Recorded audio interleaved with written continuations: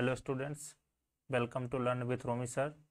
तो हम देख रहे हैं सी प्रोग्राम का सीरीज, जिसमें हम आज देखेंगे to generate the Fibonacci series या sequence of the n terms numbers. तो सबसे पहले हम ये देख लेते हैं कि मेरा फिबोनाची सीक्वेंस क्या होता है। उसके बाद हम इसका कोड देखेंगे। हम शुरू करते हैं। तो फिबोनाची सीक्वेंस होता क्या है? तो फिबोनाची सीक्वेंस क्या होता है कि एक यूनिक सीक्वेंस होता है वेयर जहां next number is the sum of the previous two number, यानी कि पहले वाले दो नंबर का सम जो होता है वो क्या होता है? नेक्स्ट नंबर होता है। तो अगर हम मान लेते हैं कि f0 मेरा क्या है? पहला टर्म है, और f1 मेरा क्या है? दूसरा टर्म। तो ये दोनों का सम क्या होगा? नेक्स्ट टर्म होगा, और नेक्स्ट टर्म के लिए हम मान लेते हैं क्या? f2। तो द नेक्स्ट लाइन में क्या लिखा हुआ है? The first two term of the Fibonacci sequence is started from the 0 and 1, यानी कि जो हम f0 माने हैं उसका पहला टर्म का वैल्यू कितना होगा? 0, और दूसरा जो टर्म होगा उसका जो मेरा वैल्यू होगा वो 1 होगा। ये दोनों मेरा फिबोनाची सीक्वेंस में बाय डिफॉल्ट होता है, और ये दोनों का जो सम होता है वो मेरा क्या होता है?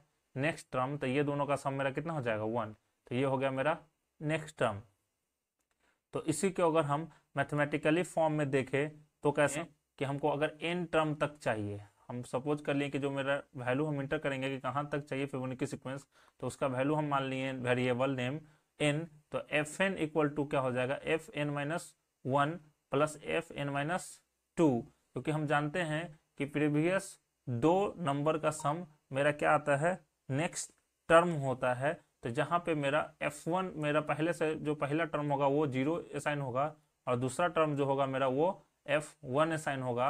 अगर हमको सपोज n का वैल्यू अगर हम 2 माने, यानी कि पहला और दूसरा मेरा वैल्यू मिल गया, और हम सपोज कर लेते हैं कि n का जो वैल्यू है मेरा 3 है, तो n का वैल्यू 3, तो 3 अगर हमको निकालना है तो n का वैल्यू 3 - 1 यानी कि 2, और प्लस f का वैल्यू मेरा 3 है, तो 3 2 - 1 यानी कि जो मेरा 2 का जो हो गया f2 मेरा है 1 है, और f1 है मेरा 0, तो मेरा वैल्यू कितना आएगा? मेरा 1। तो पहला टर्म का मेरा सीक्वेंस जो है 0 है, दूसरा टर्म का मेरा 1 है, और तीसरा टर्म का मेरा वैल्यू कितना है? 1। अगर हमको n का वैल्यू अगर सपोज कर लेते हैं कि 4 है, तो 4 - 1 यानी कि 3, अब प्लस f 4 - 2 यानी कि 2, तो 3 का f3 का वैल्यू मेरा अभी कितना है? 1। हम जानते हैं f2 का मेरा पहले से वैल्यू कितना है?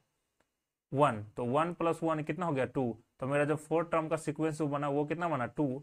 अगर हम n का वैल्यू अगर 5 मान लेते हैं, तो मेरा f का वैल्यू अगर 5 - 1 यानी कि 4, प्लस f 5 - 2 यानी कि 3, तो 4 का मेरा जो वैल्यू आया है अभी कितना है? 2, प्लस 3 का वैल्यू का जो मेरा आया है कितना है? 1। तो कितना हो गया? 3, यानी कि जो मेरा 5th टर्म का सीक्वेंस है वो कितना आ गया? 3 तक, यानी कि पहला टर्म ये, दूसरा टर्म ये, तीसरा ये 1 है, चौथा 2 है, और पांचवा जो टर्म है वो 3 है। इसी प्रकार से मेरा कितने तक चलते रहेगा? तो n टर्म तक का सीक्वेंस मिलते रहेगा। डिफॉल्ट मान रहे दूसरा टर्म। तो यहाँ पे जो हो रहा है ऑपरेशन परफॉर्म, वो हो रहा है स्वैपिंग का ऑपरेशन परफॉर्म यहाँ पे हो रहा है। स्वैपिंग का क्या हो रहा है कि हम कोई वेरिएबल माने हैं n1, तो उसमें क्या हो रहा है? नेक्स्ट टर्म में ये n2 को वैल्यू असाइन हो जा रहा है, और n2 में मेरा जो है वो नेक्स्ट टर्म असाइन हो रहा है। तो इसी प्रकार से मेरा, तो चलिए हम इसका कोड करके देखते हैं, उसके बाद हम इसको ड्राई रन करके देखेंगे, जिससे आपको बहुत अच्छे से समझ में आएगा। तो हम क्या करते हैं, हैज इंक्लूड studio.h, ये हीडर फाइल हो गया। उसके बाद हम मेन फंक्शन स्टार्ट कर लेते हैं, और जिसका नाम रखते हैं मेन। उसके बाद हम क्या किए हैं, इंट में हम दो वैल्यू असाइन कर लिए हैं। पहला टर्म f1, और उसमें वैल्यू असाइन कर दिए हैं 0, और दूसरा टर्म मान लिए हैं f2, और उसमें वैल्यू असाइन कर दिए हैं मेरा 1। और नेक्स्ट टर्म के लिए हम जानते हैं, क्योंकि f1 में मेरा पहला टर्म और दूसरा टर्म का सम जो होता है वो क्या होता है?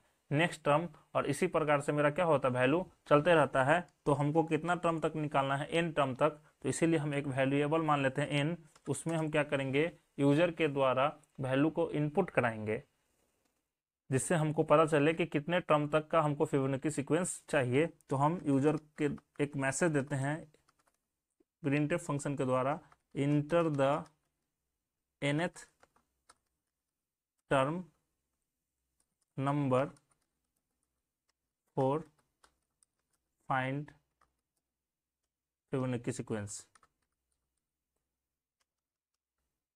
इसके लिए तो फिबोनाची सीरीज कहाँ तक का चाहिए उसके लिए एक नंबर क्या कीजिए, आप इंटर कराइए। जब हम मैसेज दे दिए उसके बाद यूजर को हम scanf फंक्शन के द्वारा वैल्यू को क्या कराएंगे, इंटर कराएंगे। उसके लिए हम इंटीजर वेरिएबल लिए, इसलिए हम फॉर्मेट स्पेसिफायर %d लिए हैं। उसके बाद n% एड्रेस के लिए, और उस वेरिएबल का नाम जिसमें क्या हो जाएगा, मेरा वैल्यू स्टोर हो जाएगा। क्या करते हैं, हम प्रिंट करा देते हैं, क्योंकि हमको तो ये 2 नंबर चाहिए फर्स्ट और सेकेंड नंबर के सीक्वेंस कराने के लिए। तो इसीलिए हम यहाँ पे क्या करते हैं, %d n %d, क्योंकि 2 वैल्यू को हमको प्रिंट कराना है। तो पहला वैल्यू को वेरिएबल जो माने हैं f1 और दूसरा वेरिएबल का माने हैं f2, तो ये दोनों को तो हमको प्रिंट कराना ही है। उसके बाद नेक्स्ट टर्म चाहिए, तो 4 के लिए हम लूप चलाने के लिए हमको एक वेरिएबल चाहिए, तो हम वेरिएबल मान लिए हैं i, और i को इनिशियलाइज कर देंगे हम, क्योंकि फर्स्ट और सेकेंड टर्म हमको पता चल गया। तो हम लूप से कहाँ से चलाएंगे, तो 2 से, क्योंकि 0 और 1 नंबर तो हमको पता चल गया बाय डिफॉल्ट, तो हमको निकालना कहाँ से है, 2 से। तो 2 इनिशियलाइज किए, और लेस देन कहाँ तक चलेगा, तो नंबर तक, जो नंबर हम गिवन कराए हैं। तो वेरिएबल कहाँ तक नंबर कराए हैं, n टर्म्स, तो हम n दे दिए हैं कंडीशन के लिए। उसके बाद i का पोस्ट इंक्रीमेंट, ये मेरा लूप हुआ। लूप होने के बाद क्या है, मेरा नेक्स्ट टर्म जो आएगा वो नेक्स्ट टर्म का वेरिएबल माने हैं f3, और f3 में एडिशन कर देना है f1 और f2 का, यानी कि f1 का वैल्यू हम माने हैं 0 और f2 का वैल्यू माने हैं 1। तो 0 + 1 मेरा हो जाएगा f3 में वैल्यू स्टोर कितना, 1। तो ये हो गया मेरा नेक्स्ट टर्म फाइंड। उसके बाद क्या करिए कि नेक्स्ट टर्म को वैल्यू को प्रिंट करा दीजिए। तो प्रिंट कराने के लिए फॉर्मेट स्पेसिफायर n दे दिए हैं हम लाइन चेंज करने के लिए। उसके बाद f3 को क्या किए, हम प्रिंट कर दिए। जब मेरा f3 वैल्यू प्रिंट हो गया, तो अब हम क्या करेंगे, स्वैपिंग ऑपरेशन परफॉर्म कराएंगे, क्योंकि मेरा f1 का वैल्यू, f2 का वैल्यू और f3 का वैल्यू प्रिंट हो गया। तो अब जो मेरा वैल्यू f2 का वो f1 में आ जाए और f3 का वैल्यू f2 में चला है। तो इसीलिए हम यहाँ पे क्या करते हैं कि f1 = f2 दे देते हैं, यानी कि f2 का जो वैल्यू होगा वो f1 में पहुंच जाए, उसका सेमी का वैल्यू f3 का वैल्यू f2 में पहुंच जाए। ये मेरा प्रोग्राम सक्सेसफुली रन कर चुका है। बोल रहा है क्या, enter the nth term number for find the Fibonacci sequence या सीरीज। तो हम इंटर किए 5 टर्म तक का। तो देखिए मेरा आ गया क्या, पहला नंबर 0 और 1 तो होगा ही, और नेक्स्ट टर्म जो आया वो 0 और 1 का सम करके 1 आया, और फिर जो उसके नेक्स्ट टर्म आएगा 1 1 को सम करके। तो चलिए हम इसको क्या करते हैं, एक बार ड्राई रन करके देख लेते हैं कि कैसे रन करता है। तो यहाँ पे जो है मेरा इंट डाटा टाइप है, तो f1 मेरा क्या है, वेरिएबल नेम है। तो एक मेमोरी ब्लॉक क्रिएट हो जाएगा f1 नाम का, और इसमें वैल्यू असाइन हो जाएगा कितना, मेरा 0। उसके बाद कॉमा है सेपरेट करने के लिए। उसके बाद मेरा क्या है, f2 वेरिएबल नेम है, तो एक मेमोरी ब्लॉक क्रिएट हो जाएगा, और उसमें क्या ना वैल्यू असाइन हो जाएगा मेरा 1। और एक और वेरिएबल नेम है f3, तो इसमें कुछ वैल्यू असाइन, इसलिए उसमें क्या रह जाएगा, खाली। उसके बाद आया इंट मेन, तो फिर से एक मेमोरी ब्लॉक क्रिएट हो जाएगा n नाम का जो खाली रहेगा, और एक वेरिएबल क्रिएट हो जाएगा, उसका मेमोरी ब्लॉक क्रिएट हो जाएगा। उसके बाद यहाँ पे क्या हुआ, इंटर प्रिंटफ के द्वारा मैसेज दिया, और हम क्या किए, n का वैल्यू इंटर करा दिए कितना, 5। तो n में पहले खाली था, अब कितना स्टोर हो जाएगा, 5। उसके बाद आया क्या, बोल रहा है कि प्रिंट, हम क्या किए हैं कि f1 और f2 के वैल्यू को प्रिंट करा दिए हैं। तो f1 में मेरा वैल्यू है 0 और f2 में वैल्यू है मेरा 1। तो हम ये दोनों वैल्यू को प्रिंट करा दिए हैं। उसके बाद क्या है, मेरा लूप चलाए हैं। तो लूप को इनिशियलाइज किए हैं i को इनिशियलाइज किए हैं 2 से, तो i का वैल्यू इसमें स्टोर हो जाएगा मेरा 2। उसके बाद चेक करेगा 2 लेस देन n का वैल्यू कितना है मेरा 5। तो 5 लेस देन 5 कंडीशन क्या है मेरा, ट्रू है, तो आया नीचे। तो नीचे आया मेरा कंपाइलर f3 के पास। तो f3 में अभी मेरा क्या है, खाली, लेकिन f1 का वैल्यू मेरा कितना है, 0। अब प्लस f2 का वैल्यू कितना है मेरा, 1। आप देखिए मेमोरी ब्लॉक में यहाँ पे पता चल जाएगा आपको। तो 0 + 1 किस में स्टोर हो जाएगा, f3 में। तो f3 में अब कितना वैल्यू स्टोर हो जाएगा, 1। तो ये 1 मेरा f3 में है। उसके बाद हम क्या ऑपरेशन परफॉर्म कराए हैं कि f3 को प्रिंट कर दिए। तो f3 में कितना वैल्यू स्टोर है, 1। तो 1 को यहाँ पे प्रिंट कर दिया है। उसके बाद क्या बोले, हम स्वैपिंग ऑपरेशन परफॉर्म कराए हैं। तो स्वैपिंग ऑपरेशन क्या बोले हैं कि f1 में f2 को वैल्यू को स्वैप कर दीजिए। तो f1 में मेरा 0 है, तो किसको रख दीजिए, f2 के वैल्यू को। तो अब कितना हो जाएगा, 1। ये लाइन हो गया। उसके बाद क्या बोल रहा है, f2 के वैल्यू में f3 को शिफ्ट कर दीजिए। तो f3 में कितना है मेरा 1, और f2 में कितना है मेरा 1। तो ये 1 रिप्लेस कर देगा किससे, 1 से। तो अब जो मेरा है वैल्यू f1 में 1 है स्टोर, f2 में कितना है मेरा 1। तो फिर से ऊपर गया, यहाँ तक मेरा स्टेटमेंट कंपाइलर रन करा चुका है, तो फिर से ऊपर गया कहाँ, फॉर लूप के पास। जब फॉर लूप के पास गया कंपाइलर, तो अब इंक्रीमेंट करके आई का वैल्यू 1 से कितना कर देगा, और सॉरी 2 से कितना कर देगा, 3। तो अब आई में कितना स्टोर हो जाएगा, 3। तो 3 लेस देन 5, कंडीशन क्या हो गया मेरा, ट्रू। ट्रू हो गया तो नीचे आया। अब मेरा F1 का वैल्यू कितना है मेरा, 1, प्लस F2 का वैल्यू कितना है मेरा, 1, और ये 1 1 ऐड करके कहाँ स्टोर करा दो, F3 में। तो F3 में पहले से मेरा कितना वैल्यू स्टोर है, 1। अब कितना स्टोर हो जाएगा, 2। जब मेरा F3 में 2 है, उसके बाद क्या है, नीचे स्टेटमेंट है प्रिंटफ फंक्शन में कि F3 को प्रिंट कर दीजिए। तो F3 में कितना स्टोर है, 2, तो इसलिए यहाँ पे क्या कर दिया, प्रिंट 2। उसके बाद आया फिर से ऑपरेशन परफॉर्म हुआ क्या नीचे, कि ऑपरेशन परफॉर्म की F2 का वैल्यू F1 में शिफ्ट कर दीजिए। तो F2 में मेरा कितना है, 1, ये कहाँ शिफ्ट हो जाएगा, F1 में। तो F1 में पहले से 1 था, अब कितना फिर शिफ्ट हो जाएगा, 1, क्योंकि F2 में वैल्यू मेरा है 1।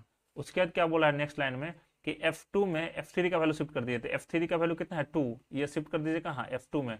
तो F2 में पहले से 1 था, अब कितना स्टोर हो जाएगा, 2। उसके बाद फिर से ये कंपाइलर भी कंडीशन ट्रू था, तो फिर से पहुंच गया कहाँ, फॉर लूप के पास। जब फॉर लूप के पास पहुंचा, आई का इंक्रीमेंट करके 3 से कितना हो जाएगा, 4। पहले 3 था, अब इंक्रीमेंट करके 4 हो जाएगा। तो 4 लेस देन 5, कंडीशन क्या हो गया, ट्रू। ट्रू हो गया, तो क्या बोल रहा है, F1 प्लस F2। तो F1 का वैल्यू है 1 और F2 का वैल्यू है 2, और ये दोनों को ऐड करके कहाँ स्टोर कर दीजिए, F3 में। तो 2 + 1 3, और ये स्टोर हो जाएगा F3 में। तो पहले से 2 था, अब कितना स्टोर हो जाएगा, 3 में। पहले से 2 था, अब कितना स्टोर हो गया, 3। अब वो 3 को क्या बोल रहे हैं, प्रिंटफ फंक्शन के द्वारा प्रिंट कर दीजिए। तो यहाँ पे क्या प्रिंट हो जाएगा, 3। उसके बाद क्या बोल रहा है, F1 में F2 का वैल्यू को शिफ्ट कर दीजिए। तो F2 में मेरा 2 है, वो शिफ्ट कर दीजिए कहाँ, F1 में। तो F1 में 1 है, अब कितना हो जाएगा, 2। उसके बाद क्या बोला नेक्स्ट लाइन में, F3 का वैल्यू F2 में। तो F3 में कितना स्टोर है, 3। F2 में कितना है, 2। तो 2 को रिप्लेस कर देगा किससे, 3 से।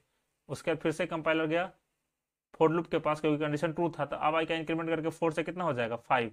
तो 5 लेस देन 5, क्योंकि n का वैल्यू मेरा क्या है, 5।